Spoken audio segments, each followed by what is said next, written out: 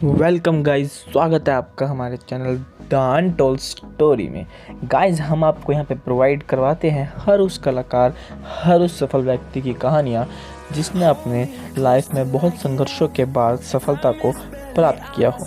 हमारी आज की कहानी भी इसी पे बेस्ड है। गाइस, मेरा नाम है आदित्य कुमार, मैं हूँ दिल्ली से। और आपकी कोई भी क्वेरी हो तो आप हमारी इंस्टा आईडी पे हमसे वह पूछ सकते हैं। मेरी इंस्टा आईडी आपके सामने शो हो रही है। एक कहावत तो सुनी ही होगी आपने, डर से तेरी हार और हिम्मत से तेरी जीत होगी। तो कोशिश तो कर मेरे दोस्त, एक दिन तेरी सफलता की दुनिया में ब्रेकिंग न्यूज़ होगी। गाइस, आज हम जिसकी बात करने वाले हैं उनकी लाइफ में बहुत उतार चढ़ाव आए, पर वह कभी भी रुके नहीं। हर हालात में वह आगे बढ़ते रहे। गाइस, हम बात करने वाले हैं द न्यू राइजिंग स्टार। हाँ जी guys, the new rising star, क्योंकि वह बस उगना जानते हैं, डूबना नहीं। गाइस, हम बात कर रहे हैं टी नटराजन, जिनका पूरा नाम थंगरासु नटराजन है। हाँ जी गाइस, टी नटराजन का जन्म 27 मई 1991 को तमिलनाडु के सलेम जिले के एक छोटे से गांव में हुआ था। जन्म से ही उन्हें गरीबी का सामना करना पड़ रहा था, क्योंकि उनके पिताजी पावर लूप में एक छोटी सी नौकरी किया करते थे। हालांकि इस नौकरी के बाद भी उनका घर ठीक से नहीं चल पा रहा था, इसलिए उनकी मां ने सड़क के किनारे एक चिकन शॉप छोटी सी शुरू की और वह भी थोड़ा सा हाथ बटाने लगी। फिर भी उनके घर की स्थिति खराब ही रहती थी, क्योंकि वह नटराजन समेत 5 भाई बहन थे। कभी कभी तो उन्हें रात में खाना खाए बिना ही सोना पड़ता था। अब आप सोच सकते हैं कि इतनी गरीबी देखने के बाद नटराजन के लिए वहां तक पहुंचना कितना मुश्किल रहा होगा। फिर भी कभी नटराजन ने हिम्मत नहीं हारी और मेहनत करते रहे और अपने ऊपर भरोसा करके वह आगे बढ़ते रहे। उन्हें भी क्रिकेट का शौक बचपन से ही था।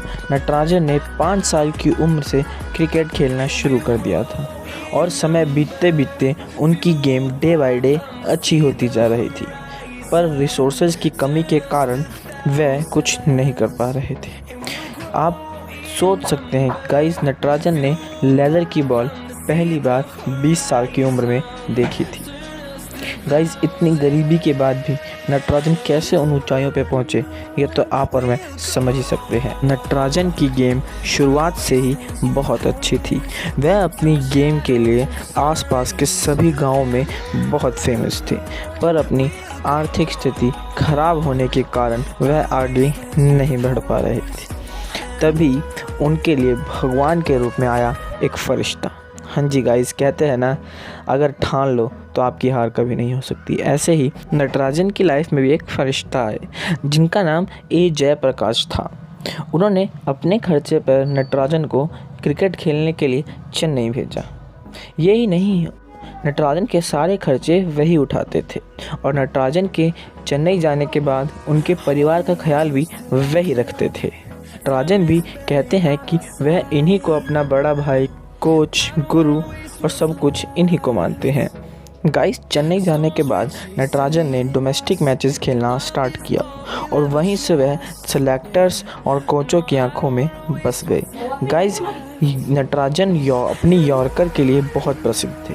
वह जब चाहे यॉर्कर ओवर की हर गेंद पे डाल सकते थे और इसी हुनर से वह अपने छा गए थे।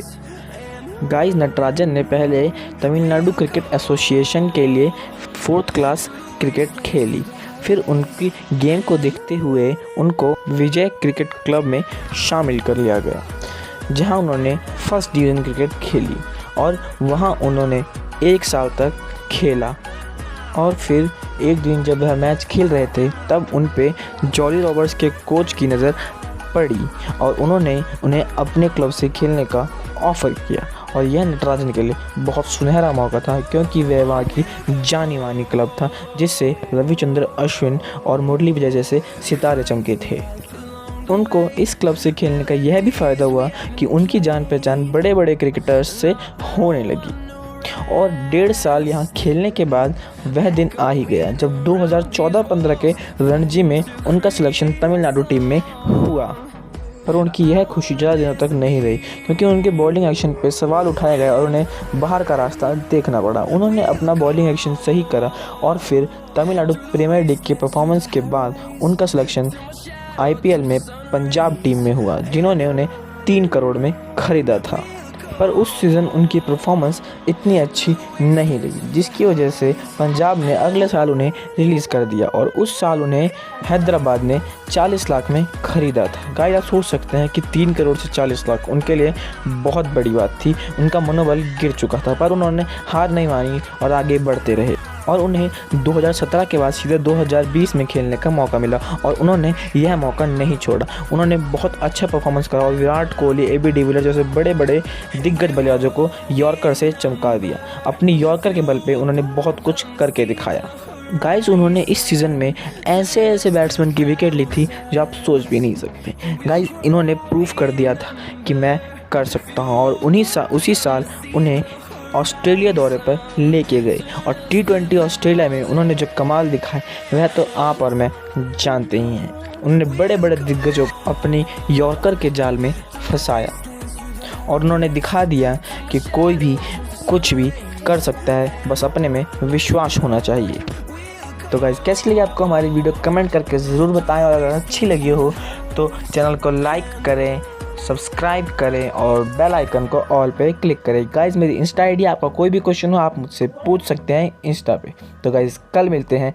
जय भारत, जय हिंद।